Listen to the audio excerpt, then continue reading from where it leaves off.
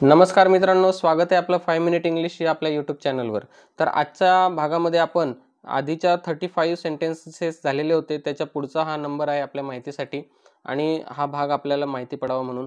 तर अतिशय सोप्या पद्धतीने आपण काही वाक्य यामध्ये पाहणार आहोत, जे आपण दैनंदिन जीवनामध्ये दररोज बोलतो। तर कुठल्याही प्रकारचा विषयांतर न करता डायरेक्ट आपण वाक्य बघूया। माझ्यानंतर तू ये, कम आफ्टर मी। आता बघा, माझ्यानंतर बघा, माझ्यासाठी आलेला आहे मी, नंतर साठी आलेला आहे आफ्टर आणि ये साठी आलेला आहे कम। मग तू साठी यू जो शब्द आहे तो कुठे आलाय मित्रांनो? तर तो इथं आलेलाच नाहीये। कारण काय, आपण हे जे वाक्य बोलतोय हे समोर असलेल्या सेकंड पर्सनलाच बोलतोय, तो ऑलरेडी आपल्या समोरच उभा आहे। कम आफ्टर मी म्हणजे जो आपल्या समोर आहे, जो आपल्या जवळ आहे, त्यालाच आपण एक सांगू ना। तर हा जो तू आहे म्हणजे या वाक्यामध्ये यू जो आहे तो या ठिकाणी गृहीत धरलेला आहे। YOU हा यू, आणि जर घ्यायचा असेल तर आपण इथं घेऊ शकतो, यू कम आफ्टर मी, परंतु त्याची काही गरज नाही आहे, म्हणून कम आफ्टर मी। त्याच्यानंतर बघा, माझ्यानंतर तिला पाठव, सेंड हर आफ्टर मी। बघा, सेंड हर आफ्टर मी। तर या ठिकाणी माझ्यानंतर सुद्धा या ठिकाणी बघा आफ्टर मी कॉमन आलेलं आहे, पण जे वर्ब आहे ते या ठिकाणी पहिले आलेले आहे। जसं इथं क्रियापद कम, इथं सेंड हे क्रियापद आहे, कम म्हणजे येण्याची क्रिया, सेंड म्हणजे पाठवण्याची क्रिया, क्रियादर्शक शब्द। सेंड हर आफ्टर मी हे जे वाक्य आहे कमांड सेंटेन्स आहे, आज्ञार्थी वाक्य आहे। याच्यामध्ये पहिल्यांदा वर्ब येतं, मग बाकीचं येतं। So send her after me किंवा सेंड आफ्टर मी हर सुद्धा या ठिकाणी गृहीत धरला जाऊ शकतो, जर आधी नोन असेल तर, की कोणाला पाठवायचं हे जर आपल्याला समोरच्या व्यक्तीला माहिती असेल तर सेंड आफ्टर मी असं पण म्हणू शकता। जर तुम्हाला कोणी विचारलं की तिला कधी पाठवू, तर तुम्ही सांगता की सेंड आफ्टर मी, माझ्यानंतर लगेच तिला पाठवू, नाही का। हे दैनंदिन जीवनातले हे जे वाक्य आहेत मित्रांनो, आपण कुठेतरी रांगेत उभे असतो, कुठेतरी जातो, बँकेत जातो, डॉक्टरांकडे जातो किंवा कुठल्या तरी कामासाठी जातो जिथं गर्दी असते, हे सहज आपण बोलतो। So send her after me. पुढचं वाक्य आहे माझ्यानंतर कोणीच नाही, नोबडी इज आफ्टर मी। आता या ठिकाणी कोणीच साठी आहे नोबडी, ठीक आहे सर। माझ्यानंतर कोणीच नाही म्हणजे नोबडी इज आफ्टर मी। आता या ठिकाणी कोणीच नाही आहे, हे आहे एक गृहीत आहे, लक्षात ठेवा। माझ्यानंतर कोणीच नाहीये किंवा माझ्यानंतर कोणीच नाही आहे, ठीक आहे। सो माझ्यानंतर कोणीच नाही, नोबडी हा स्वतः निगेटिव्ह वर्ड आहे। नोबडी म्हणजे हा नकारदर्शक शब्द आहे। नोबडी, नन, नॉट, नेवर हे सगळे नकारदर्शक शब्द आहेत, म्हणून नाही आलेला आहे। So nobody is after me. त्याच्यानंतर पुढचं वाक्य आहे मी आज व्यस्त आहे, आय एम बिझी टुडे। आज साठी आहे टुडे, मी आहे आय एम, व्यस्त आहे तर या ठिकाणी बिझी। तर अशा पद्धतीने आपण लगेच बघूया पुढचे वाक्य। तर पुढचं वाक्य आहे मी जाऊ का, हा एक प्रश्न आहे मित्रांनो। मे आय गो, आपण या ठिकाणी परवानगी विचारतोय, परवानगी घेतोय, त्यासाठी हा प्रश्न विचारतो, मे आय गो, मी जाऊ का। पुढचा प्रश्न आहे मी जाऊ शकतो का, कॅन आय गो। बघा, मे आय गो आणि कॅन आय गो मधला हा फरक आहे। मी जाऊ शकतो का असं म्हणायचं असेल तर कॅन घ्यावा लागेल, मी जाऊ का फक्त परमिशन विचारायची आहे तर मे घ्यावा लागेल। मला जाऊ द्या, या ठिकाणी हे वाक्य आहे मला जाऊ द्या। तर अशा पद्धतीने मला करू द्या, मला जाऊ द्या, हे जे असतं त्याला आपण लेटने वाक्याची सुरुवात करतो। सो लेट मी गो, मला खाऊ द्या, लेट मी ईट, मला लिहू द्या, लेट मी राईट। बघा, लेट मीच्या नंतर या ठिकाणी आपल्याला फक्त क्रियापदाचं पहिलं रूप घ्यायचं, जे म्हणजे V1, okay. Let me listen, मला ऐकू द्या, नाही का। लेट मी सी, मला बघू द्या। तर चला बघूया पुढचे वाक्य। पुढचं वाक्य आहे कृपया मला जाऊ द्या, लेट मी गो प्लीज। कृपया हा शब्द या ठिकाणी फक्त ऍड झालेला आहे, लेट मी गो फक्त मला जाऊ द्या, आणि जर कृपया मला जाऊ द्या तर हा शब्द शेवटी घ्यायचा आहे, कृपया, लेट मी गो प्लीज। पण वाक्याची सुरुवात लेट मीने व्हायची आहे, आपल्याला हे एवढं लक्षात ठेवायचं आहे। मला जायला पाहिजे, आता हे थोडंसं वेगळं वाक्य आहे, जिथं आपल्याला मला काहीतरी करायला पाहिजे जेव्हा आपण म्हणतो त्यावेळेला आपण शूड घेतो। सो आय शूड गो, मला जायला पाहिजे। मला खायला पाहिजे, आय शूड ईट, मला लिहिलं पाहिजे, आय शूड राईट। तर अशा पद्धतीने आपण या ठिकाणी आय शूडचा वापर करत असतो मित्रांनो। मला बघितलं पाहिजे, आय शूड वॉच किंवा आय शूड सी, ठीक आहे। पुढचं वाक्य आहे मला जावं लागेल, या ठिकाणी बंधनकारक आहे काहीतरी गोष्ट, थोडंसं बंधन आहे आपल्यावर, म्हणून शूड न वापरता हॅव वापरायचा असतो, आय हॅव टू गो। बघा, या ठिकाणी मला जायला पाहिजे आणि मला जावं लागेल, याच्यामध्ये आपण सहज फरक समजू शकतो की इथं थोडंसं बंधन आहे, इथं आपली एक प्रकारची इच्छा किंवा थोडंसं बंधन, पण इथं थोडंसं त्याच्यापेक्षा जास्त बंधन आहे, आय हॅव टू गो, मला जावं लागेल। मला गेलंच पाहिजे याच्यापेक्षा अधिक इथं डायरेक्ट मस्ट आहे, म्हणून आपण इथं आय मस्ट गो म्हणतो. म्हणजे त्या ठिकाणी जास्त, या ठिकाणी आपल्याला ते बंधनकारक आहे. So I must go. चला बघूया पुढचं वाक्य. पुढचं वाक्य आहे मला दूध घ्यायची आठवण कर. Remind me to buy milk. तर या ठिकाणी हे सुद्धा आहे आज्ञार्थी वाक्य आहे, कमांड सेंटेन्स आहे. इथं सुद्धा हे क्रियापद आधी आलेलं आहे. हे वाक्य बेसिक वाक्य कोणतं आहे, मला आठवण कर एवढं वाक्य आहे बघा, मला आठवण कर. मग ती आठवण कोणती पण असू शकते. तो हा भाग जो आहे हा भाग आपल्या अदर वर्ड्समध्ये येतो. मेन वाक्य नीट समजून घ्या की मला आठवण कर म्हणजे remind me to buy milk. मला तेल आणायची आठवण कर, remind me to buy oil. तर अशा पद्धतीने नाही का, मला साबण आणायची आठवण कर, मला remind me to buy soap. तर मला वॉशिंग पावडर आणायची आठवण कर, remind me to buy washing powder. तर अशा पद्धतीने आता घ्यायची आठवण कर किंवा आणायची आठवण कर म्हणजे हे आपण गृहीत धरतो की मराठीमध्ये आपल्याला विकत आणायचं आहे नाही का. दूध घ्यायची आठवण कर म्हणजे काय, घेणे म्हणजे टेक आहे, परंतु आपण कोणत्या अर्थाने बोलतोय, त्या अर्थाने इंग्रजीचा वर्ब आपल्याला वापरायचा. लक्षात घ्या मित्रांनो. बरेच आपले विद्यार्थी मित्र म्हणतात की घेण्यासाठी आपण टेक शिकलो होतो, मग remind me to take milk. मग आता मग दूध कुठेतरी घेऊन जायचं आहे आपल्याला बाटलीमध्ये भरून, तेव्हा टेक वापरायचं, remind me to take milk. म्हणजे आपल्याला आता कुठेतरी बाहेर प्रवासात जायचं, लहान बाळाचं दूध आपल्याला बाटलीमध्ये भरायचं किंवा आपल्यासाठी गरम केलेलं दूध कुठेतरी थर्मासमध्ये काहीतरी भरायचं असेल, तर त्यावेळेला बायच्या ऐवजी टेक. आपल्याला विचार करून बोलायचे. इंग्रजी बोलताना आपल्याला फक्त ग्रामर किंवा शब्द माहीत असून फायदा नाही आहे, तर थिंकिंग सुद्धा जास्त महत्त्वाची आहे की तुम्ही कोणता विचार करताय, तुम्ही कोणत्या अर्थाने बोलताय, ते पण जास्त महत्त्वाचं आहे. आपण दूध घ्यायची आठवण कर म्हणजे काय, ते दुकानातून विकत घ्यायचं आहे का घरून कुठेतरी कॅरी ऑन करायचं, घ्यायचं आहे, सोबत घ्यायचं आहे, त्याच्यातला फरक आपल्याला समजला पाहिजे. म्हणून या ठिकाणी बाय. तर विचार करणं सुद्धा फार महत्त्वाचं आहे मित्रांनो. तर बोलतो आपण आधी विचार करूनच बोलत असतो. ठीक आहे. पुढचं वाक्य आहे मला तुझ्यासोबत घेऊन चल. तर या ठिकाणी टेक मी विथ यू. बघा आता घेऊन चल, आपण कोणाला तरी घेऊन जातो, काहीतरी घेऊन, त्याला त्या ठिकाणी घेणे म्हणजे टेक. इथं सुद्धा जसं इथं कोणाला तरी आपण आठवण करायला सांगतोय, इथं कोणाला तरी घेऊन जायला सांगतोय, म्हणजे क्रियापद पहिले आलं, इथं सुद्धा क्रियापद पहिले आलेलं आहे. So take me with you, तुझ्यासोबत विथ यू. टेक मी म्हणजे मला घे. ठीक आहे. सो आणि मला घेऊन चल, टेक मी. त्याच्यानंतर पुढचं वाक्य आहे माझ्याकडे वेळ नाही. आता आपल्याकडे कोणाकडे काहीतरी आहे किंवा कोणाकडे काहीतरी नाही, तर तेव्हा आपण सब्जेक्ट नंतर हॅव वापरत असतो. मग माझ्याकडे काय नाही, so I have no time. माझ्याकडे वेळ नाही. ठीक आहे. माझ्याकडे वेळ आहे असं म्हटलं असतं तर आय हॅव टाईम. माझ्याकडे वेळ आहे फक्त नो मध्ये घालायचा. नो हा निगेटिव्ह शब्द आहे म्हणून वाक्य निगेटिव्ह होतं. I have no time. चला आपण बघूया पुढचं वाक्य. तर पुढचं वाक्य आहे माझ्याकडे पैसे नाहीत. तर या ठिकाणी बघा आय हॅवने सुरुवात होणार आहे. I have no money. I have no money. माझ्याकडे तुझ्यासारखा मोबाईल नाही. I don't have a mobile like yours. तर या ठिकाणी माझ्याकडे नाही आहे सो आय डोंट हॅव. असं पण तुम्ही म्हणू शकता की I don't have money. I have no money याला तुम्ही आय डोंट हॅव मनी असं पण म्हणू शकता. आय हॅव नो टाईमच्या ऐवजी तुम्ही आय डोंट हॅव टाईम पण म्हणू शकता. ठीक आहे. तर या ठिकाणी आपल्याला I don't have a mobile like yours. तुझ्यासारखा. तुझ्यासारखा म्हणजे काय की तुझ्याकडे आहे मोबाईल तसा, तुझ्यासारखा. So like yours. या ठिकाणी युअरला एस लागलेला हे आपल्याला लक्षात घ्यायचं आहे. बोलताना तो उच्चार पण आपल्याला करायचा आहे yours. So I don't have a mobile like yours. त्याच्यानंतरचं आपण पुढचं वाक्य घेऊया. माझ्याकडे दुसरा पर्याय नाही. I don't have any other option. I don't have any other option. दुसरा पर्याय नाही. ठीक आहे. सो माझ्याकडे म्हणजे माझ्याकडे नाही. माझ्याकडे नाही म्हणजे आय डोंट हॅव. एवढं लक्षात ठेवा. माझ्याकडे नाही आय डोंट हॅव.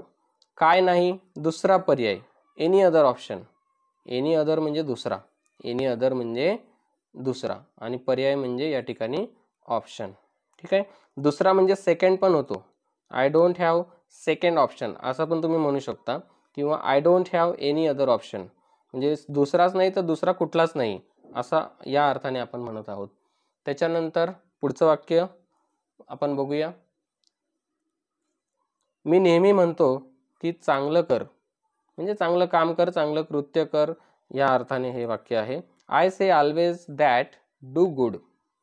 चांगलं कर म्हणजे डू गुड, चांगलं म्हणजे गुड, कर म्हणजे डू. हे सुद्धा अशा पद्धतीचं एक संयुक्त वाक्य आहे. हे वाक्य आणि हे वाक्य मिक्स आहे. मी नेहमी म्हणतो, आय से ऑलवेज, हे साध्या वर्तमान काळातलं वाक्य, subject plus V1. I say always that की डू गुड. तर चला आपण बघूया पुढचं वाक्य लगेच. मी कधीच काही म्हणत नाही तिला, किंवा मी तिला कधीच काही म्हणत नाही. तर अशा पद्धतीचं हे वाक्य, I never say anything to her. I never say anything to her. ठीक आहे. तर या ठिकाणी कधीच नाही साठी आय नेवर से, मी कधीच म्हणत नाही, आय नेवर से. ठीक आहे. एनिथिंग म्हणजे काही, काही म्हणजे एनिथिंग, काहीच म्हणत नाही, काहीच म्हणत नाही, मी कधीच काहीच म्हणत नाही. I never say anything to her. पुढचं वाक्य आहे, मी तुला समजू शकतो. शकतोसाठी कॅन घ्यायचं आहे. I can understand you. I can understand you. पुढचं वाक्य आहे, मी तुला आणखी एक संधी देऊ शकतो. I can give you another chance.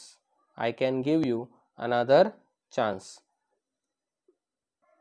पुढचं वाक्य आहे, मी कोणालाही घाबरत नाही. I am not afraid of anyone. तर या ठिकाणी नॉट अफ्रेड ऑफ, या ठिकाणी अफ्रेड ऑफ ही एक फ्रेज आहे. अफ्रेड ऑफ म्हणजे चाला घाबरणे, कोणाला तरी घाबरणे. ठीक आहे.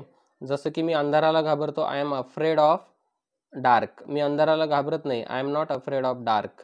मी कोणालाच घाबरत नाही, so I am not afraid of anybody किंवा एनीवन. तर अशा पद्धतीने आय एम नॉट लावलं, अफ्रेड ऑफ लावलं, किंवा नॉट जरी काढला, आय एम अफ्रेड ऑफ, तुम्हाला ज्याची भीती आहे ते वाक्य तुम्ही बनवू शकता. की I am afraid of my father, मी माझ्या वडिलांना घाबरतो. I am afraid of my elder brother, मी माझ्या मोठ्या भावाला घाबरतो. आहे की नाही, जे असेल ते. तर अशा पद्धतीने अफ्रेड ऑफ ही एक फ्रेज आहे. जसं मराठीमध्ये वाक्यात उपयोग करा शब्दसमूह असतात, नाही का, तसे इंग्रजीमध्ये असे हे फ्रेजेस असतात. हे पण आपल्याला माहीत पाहिजे. आय एम हे आपल्याला वाक्यामध्ये जोडायचे असतात अशा पद्धतीने. I am not afraid of anyone. पुढचं वाक्य, माझ्याकडे इम्पॉसिबल हा शब्द नाही, किंवा माझ्याकडे अशक्य हा शब्द नाही, असं पण म्हणू शकतो आपण. So I don't have the word impossible. I don't have the word impossible. त्याच्यानंतर मी माझं काम वेळेवर करतो, असं वाक्य आहे. 59 number. I do my work on time. I do simple present tense आहे. I do my work on time. पुढचं वाक्य आहे, मी कोणासाठी काम करत नाही. मी कोणासाठी काम करत नाही. I don't work for anyone.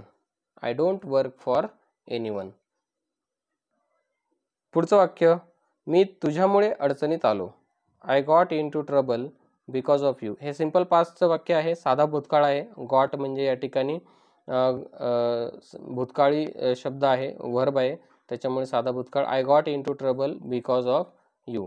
To get into trouble हे जे आहे, तर या ठिकाणी टू गेट इन टू ही एक फ्रेज आहे. या ठिकाणी तिचं या ठिकाणी गेटचं गॉट झालेलं आहे. I got into trouble. Trouble म्हणजे अडचणीत सापडणे, संकटामध्ये जाणे, नाही का. So I got into trouble because of you. Due to you पण म्हणू शकतो आपण. बिकॉज ऑफ यू, तुझ्यामुळे, आहे की नाही. बिकॉज ऑफ म्हणजे च्यामुळे, कोणाच्या तरी मुळे. तर अशा पद्धतीने मी तुझ्यामुळे अडचणीत सापडलो, I got into trouble because of you. मी तिच्यामुळे संकटात सापडलो, I got into trouble because of her. ते यूच्या जागी हर त्या ठिकाणी येणार आहे. पुढचं वाक्य आहे, कृपया माझं ऐकून घ्या. Please listen to me. Please listen to me. त्याच्यानंतर पुढचं वाक्य आहे, माझा भाऊ तुझा मित्र आहे. सिंपल वाक्य आहे, my brother is your friend. My brother is your friend. पुढचं वाक्य आहे, माझे आजोबा तुला ओळखतात. My grandfather knows you. My grandfather knows you. मी त्याला छान भेटवस्तू दिली. I gave him a nice gift. I gave him a nice gift. हे सुद्धा सिंपल पास्टचं वाक्य, साधा भूतकाळ, 2 शब्दांचं वाक्य आहे. आय गेव, मी दिले. काय दिलं, तर अ नाईस गिफ्ट. कोणाला दिलं, him. I gave him a nice gift. पुढचं वाक्य आहे, मी कुठेही जात नाही आहे. किंवा मी कुठेही जात नाही. So I am not going anywhere. I am not going anywhere हे प्रेझेंट कंटिन्युअस टेन्सचं वाक्य आहे, चालू वर्तमान काळातलं. I am not going anywhere, मी कुठेही जात नाही आहे. त्याच्यानंतरचं पुढचं वाक्य आहे, मी फक्त रिकामा बसलो आहे. मी फक्त रिकामा बसलो आहे. I am just sitting idle. I am just sitting idle. तर या ठिकाणी आयडलचा अर्थ होतो की आळशी किंवा रिकामा बसणं. म्हणजे या ठिकाणी जो बसला आहे, फक्त काहीच काम करत नाही आहे, त्याला आपण या ठिकाणी आयडल हा शब्द म्हणत असतो. So I am just sitting idle, काही काम न करता बसणे. पुढचं वाक्य आहे, मी इथून का जाऊ. हा प्रश्न आहे मित्रांनो. बघा, वाक्याची सुरुवात मीने झालेली आहे. मी, मला, माझ्याकडे अशा पद्धतीने किंवा माझे, हे जे वाक्य आहेत मित्रांनो, हे वाक्य आपण आजच्या भागामध्ये घेतलेले आहेत आणि कालच्या भागामध्ये पण तेच वाक्य होते. बघूया आपण. कारण मी पासून जे सुरू होणारे वाक्य आहेत ते आपल्याला जास्त वेळा बोलावे लागतात, कारण आपण स्वतःबद्दल बोलत असतो, नाही का. सो मी इथून का जाऊ हा जो प्रश्न आहे. So why should I leave here, आहे की नाही. आय लिव्ह म्हणजे एखाद्या ठिकाणावरून निघून जाणे, आय लिव्ह, ठीक आहे, किंवा सोडून जाणे. सो आय लिव्ह, मी जातो किंवा मी सोडून जातो. I live. I leave here, इथून बघा, आय लिव्ह हिअर, मी इथून जातो, ठीक आहे. आता का जाऊ म्हणजे मला का गेलं पाहिजे. So why should I leave here, आहे की नाही. Why should I leave here, मी इथून का जाऊ. तर अशा पद्धतीने या ठिकाणी हे वाक्य बनलेलं आहे. पुढचं वाक्य आहे, मी आधीच सांगितलं होतं. मी आधीच सांगितलं होतं. सो सांगितलं होतं या ठिकाणी आय सेड, साधा भूतकाळ वापरायचा आहे आपल्याला या ठिकाणी. So I said it already. I said it already, मी आधीच सांगितलं होतं. आय सेड इट ऑलरेडी, मी आधीच सांगितलेलं होतं. जर एखादी गोष्ट खूप काळ झालेला आहे आणि ते तुम्ही आधी सांगून खूप काळ लोटलेला आहे, सांगितलेलं होतं, त्यावेळेला आपल्याला हॅड वापरावं लागेल. तर I had sed it already, जर काळ जास्त लोटला असेल तर. साध्या भूतकाळामध्ये आपण तेच वाक्य घेतो जे जस्ट थोड्या वेळापूर्वी किंवा 1-2 दिवसापूर्वी घडलेली गोष्ट असेल. सो साधा भूतकाळ म्हणजे subject plus V2. I said it already. त्याच्यानंतरचं पुढचं वाक्य आहे, मला तुमच्या कामाची पद्धत आवडली. एखाद्याची आपण तारीफ करत असतो त्यावेळेला अशा पद्धतीने आपण म्हणतो की I like your way of working. मला तुमची बोलण्याची पद्धत आवडली. So I like your way of speaking. मला तुमची हाताळण्याची पद्धत आवडली. I like your way of handling, नाही का, हँडलिंग मशीन्स. तर अशा पद्धतीने आय लाईक युअर, अशा पद्धतीने आय लाईक युअर, आणि मग पुढे काय असेल ते अशा पद्धतीने आपण हा सुद्धा आहे, हा सब्जेक्ट आणि हा वर्ब 1 आहे. हा सिंपल प्रेझेंट टेन्सचं वाक्य आहे हे आय लाईक, आणि मग काय असेल ते या पद्धतीने I like your shirt, I like your mobile, I like your pen. तर अशा पद्धतीचं आपण पुढचं जे वाक्य बोलू शकतो, म्हणजे साधा वर्तमान काळ आहे हा. तर अशा पद्धतीने तुम्हाला आजचा व्हिडिओ जर आवडला असेल तर thank you for watching this video till the end. आणि तुम्हाला व्हिडिओ आवडला असेल तर तुम्ही नक्कीच आपल्या चॅनलला सबस्क्राईब करा, व्हिडिओ आपल्या मित्रांना आणि फॅमिलीमध्ये शेअर करा, आणि आपल्या चॅनलवर अजून बरेच असे व्हिडिओ आहेत ते तुम्ही नक्की बघा, जेणेकरून इंग्लिश स्पीकिंगसाठी तुम्हाला नक्की मदत होईल मित्रांनो. तर चला तर भेटूया आपण पुढच्या अशाच एका इंटरेस्टिंग व्हिडिओमध्ये. तोपर्यंत नमस्कार, धन्यवाद.